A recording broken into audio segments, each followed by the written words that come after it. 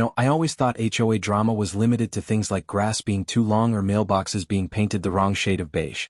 But what happened to my family that summer went far beyond fines and nasty letters. It crossed into something I never expected. It crossed into my home. We live in a quiet suburban neighborhood. Rows of houses that all look the same. Driveways that line up like soldiers. Lawns trimmed just enough to please the clipboard brigade. On the surface, it's peaceful. But under the surface? The HOA runs everything like a shadow government. And in the middle of it all was Karen. Karen wasn't just any neighbor. She wasn't just the lady who walked her dog at 6 in the morning and peered into people's yards. She was the self-proclaimed queen of the HOA. President, enforcer, and self-appointed guardian of neighborhood order. She was the kind of person who carried around a binder of rules like it was scripture. We'd dealt with her nonsense before. Letters about our trash cans being visible from the road, even though they weren't. Notes about our garden being too colorful, because apparently only 3 shades of flowers were allowed. And of course the classic parking drama. But nothing, and I mean nothing, prepared us for what she did next. It started on a Saturday morning. My wife and I had gone out early to run errands, leaving our son at home. He's 21, responsible, and not the kind of kid who causes trouble. He was just hanging out, watching TV in the living room. That's when he heard it. The sound of a key sliding into the front door lock. At first he thought it was us. Maybe we'd forgotten something and come back. But then he heard the door handle jiggle. Then again. Then a frustrated huff. Someone was actually trying to unlock our door. He froze. He stayed quiet, listening. The jiggling got louder. More insistent. And then, through the thin glass pane by the door, he saw her. Karen. Standing there with a key in her hand. A key that looked suspiciously like it was meant for our lock. She wasn't knocking. She wasn't ringing the bell. She was trying to let herself in. Now here's the thing. There is no reason, no legitimate reason at all, that the HOA president should have a key to our home. That's not how HOAs work. They don't own the houses. They don't control the locks. But Karen clearly thought she had some kind of master key. My son stood up, his heart racing. He walked to the door quietly, then suddenly yanked it open before she could try again. And the look on her face? Priceless. She jumped back like she'd seen a ghost. Her eyes wide. Her mouth falling open. She hadn't expected anyone to be home. She definitely hadn't expected to be caught. "What are you doing?" my son demanded. Karen stammered. She held up the key as if that explained everything. I was just checking something, she said. Checking what? My son shot back. This is our house. She glanced around nervously, her voice faltering. The HOA has the right to make inspections. I was making sure everything was up to code. But even she didn't sound convinced by her own excuse. Because let's be real. There's no world where an HOA president can just unlock your door and walk inside. None. That wasn't authority. That was trespassing. That was a violation of privacy. That was a line crossed so far, it was practically invisible in the rearview mirror. My son stood his ground. He stepped outside, blocking the doorway with his frame. He's not aggressive, but he's tall, and in that moment he looked every inch of the man I'd raised him to be. Calm. Firm. Unshakable. You don't have any right to try and unlock our door, he told her. Not now. Not ever. You try this again and I'll call the cops. Karen's face twisted. For a split second, the queen of the HOA looked powerless. Exposed. And she didn't like it one bit. She sputtered something about rules, about authority, about responsibility. But the words tumbled out like weak excuses. And when she realized she wasn't going to win this round, she did what bullies always do when they're caught. She retreated. But not before throwing out one last line. You'll regret this, she hissed, pointing a finger at my son. The HOA has ways of dealing with troublemakers. Then she stormed off, clutching that mysterious key, leaving my son standing in the doorway. By the time my wife and I came home, he was still shaken. He told us everything. The sound of the key. The look on her face. The threat she threw over her shoulder as she left. And that's when I realized something terrifying. Karen wasn't just being nosy. She wasn't just pushing the HOA rules a little too far. She had crossed a boundary that no neighbor, no association, no human being has the right to cross. She had tried to enter our home. And worse, she believed she had the power to do it. That's when I knew. This wasn't just another HOA fight. This was war. The moment my son told me what had happened, I felt something inside me shift. I've dealt with plenty of HOA nonsense before, but this was different. This wasn't about letters in the mailbox or warnings taped to our door. This was about someone trying to enter our home without permission. Our safe space. Our sanctuary. And the fact that it was Karen, the HOA president, made it 10 times worse. My wife sat there in silence as my son recounted every detail.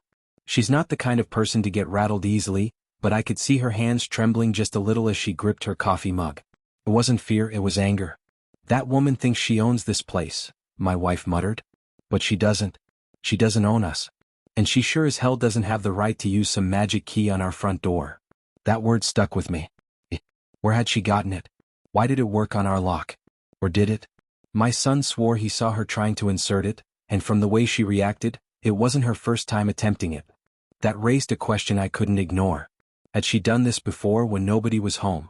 The thought made my stomach twist. I decided to confront her the very next day. I wasn't about to let this go, and I wasn't about to play by her rules. She thrived on intimidation. But she'd crossed the line from intimidation to invasion. The next morning I walked down the street to Karen's house. She lived 3 doors down in a place that was practically a shrine to HOA-approved perfection. White shutters, beige paint, identical roses planted in perfect rows. Her yard looked less like a home and more like a magazine cover. When she opened the door and saw me, her smile was fake enough to win an award.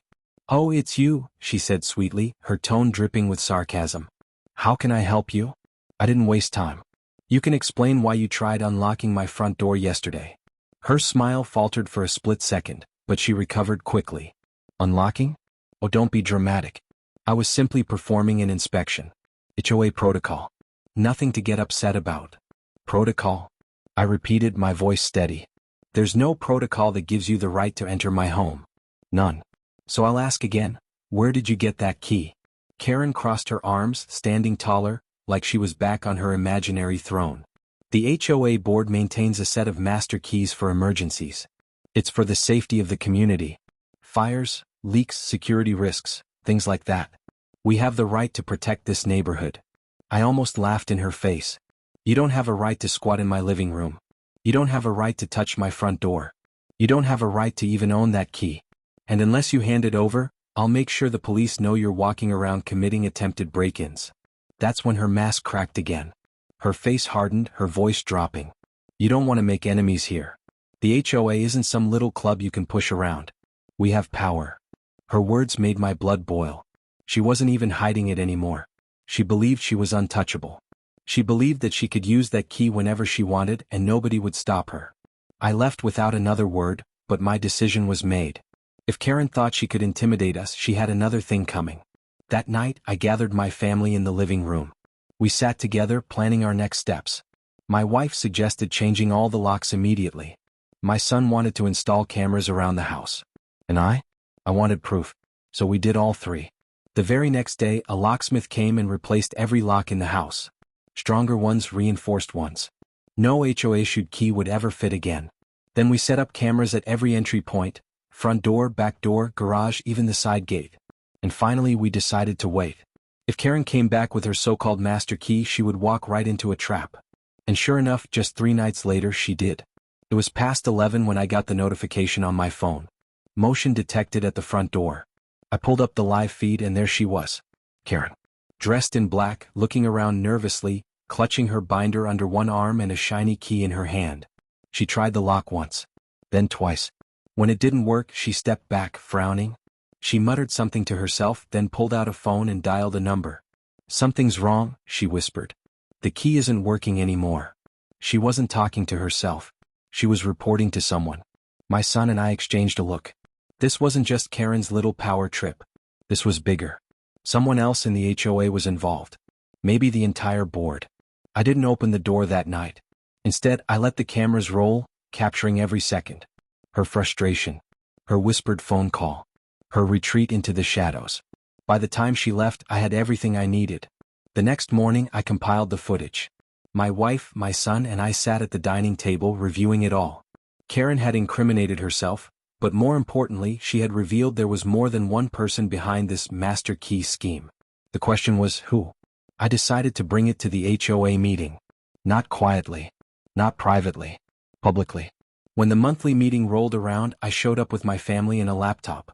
Karen was sitting at the head of the table, her smug expression in full display as she shuffled papers.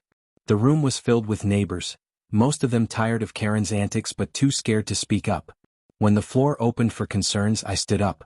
"I'd like to share something with the board," I said loudly, plugging the laptop into the projector. The footage played. Karen at my door. Karen with the key. Karen whispering into her phone. Gasps echoed around the room. Neighbors leaned forward, whispering to each other. "And Karen?" Her face drained of color. "This is what your president has been up to," I said firmly. "Trying to break into my home with a so-called master key. And according to this footage, she isn't acting alone.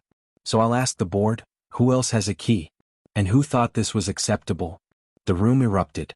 People shouting. Demanding answers. Some board members looked shocked, others looked guilty. Karen tried to regain control, banging her gavel on the table, but her voice shook as she shouted for order. And in that chaos I realized something. The HOA wasn't just corrupt, it was crumbling. Karen had built her empire on intimidation and secrecy. But now the truth was spilling out. And once neighbors saw that, they weren't going to forget it.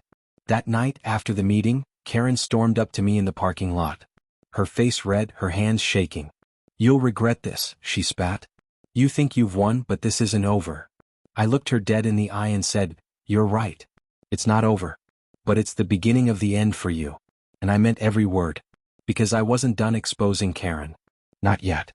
After that HOA meeting, everything in the neighborhood shifted. The whispers spread faster than wildfire. People who had stayed quiet for years suddenly found their voices. Everyone wanted to know the same thing. What was this so-called master key and how many times had Karen used it before? For years, Karen had ruled with fear. She hid behind rules and fines, sending nasty letters and threatening homeowners with liens on their houses. But now the mask was gone. She wasn't just enforcing rules. She had been trespassing. And trespassing is a crime. The very next day, my phone lit up with calls from neighbors. Stories started pouring in. One neighbor swore his tools had gone missing from his garage years ago. Another said she always felt like things were out of place in her backyard. A single mother on the corner admitted that sometimes, when she came home late, she thought someone had been inside her house but could never prove it. The picture was becoming clearer. Karen's so-called master key wasn't just some emergency backup. It was her personal pass into people's lives.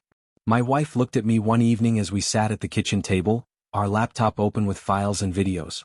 "We can't let her keep doing this," she said. "We have to end it." And that's when my son spoke up. Calm, steady, his voice firm in a way that made me realize he wasn't a boy anymore. "Then let me be the one to stop her," he said. It was fitting, really. He was the one who had caught her the first time. He was the one she had tried to intimidate. And he was the one who stood his ground when she tried to cross the line. We made a plan. Step 1, gather more proof. Cameras already gave us footage of her trying our door, but if Karen was as reckless as we thought, she'd try again. Step 2, bring in law enforcement. Not quietly, not under the rug, but officially. Step 3, give the entire neighborhood the chance to see what kind of person had been running their lives. And sure enough, Karen couldn't help herself. It was a Thursday night, just a week after the HOA meeting, when the motion sensors triggered again. My phone buzzed and I pulled up the feed. There she was. Karen, dressed in dark clothes, binder clutched tight, fumbling with yet another shiny key. She muttered angrily under her breath, jamming it into the lock. But this time she wasn't alone. My son was waiting. He opened the door mid-jiggle, just like before, and stepped into the frame of the camera. "Looking for something?" he asked. Karen nearly dropped the key. Her eyes widened, and for a split second she looked like a deer caught in headlights. But then the mask slipped back on. She straightened, clutching her binder like a shield. "I'm conducting an inspection," she said stiffly. "This property has multiple violations." My son didn't flinch. "Violations? The only violation here is you. And this time you're not walking away." Karen's lips curled into a sneer. "You think you can stop me? The board supports me. The rules are on my side. Without me, this neighborhood would fall apart." My son took a step closer, his voice lowering but never shaking. "Without you, this neighborhood might finally breathe. And you're not above the law." Right then, the red and blue lights lit up the street. Because while my son was confronting Karen, I had been on the phone with the sheriff's department. They arrived just in time to hear everything. The squad car pulled up, officers stepping out, their flashlights cutting through the dark. Karen froze. For the first time, the power was gone from her voice. This is a mistake," she stammered.